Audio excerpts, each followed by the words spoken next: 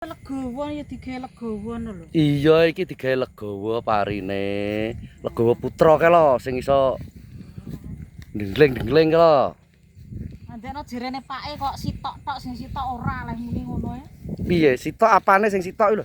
Sing sitok ki dilegawa sitoke ki ora leh ngomong pake ki. Allah Allah. Enek legawa putrane kuwi nek sorene iso jaranan iso dengling-dengling kok. Iya, lek jaranan trahno liwate ngene iki. Prot. Rabuk ki liwate ki nggon legawa ki mang jarene. Jarene ya. Jare to? Jarene. Lho. Jare sih. Jarene nggo dalan. Piye perasaanmu ki lho seneng apa ora ndelok parimu lemu kuwi lho? Seneng. Ngono. Lah timbang kidul ki delon.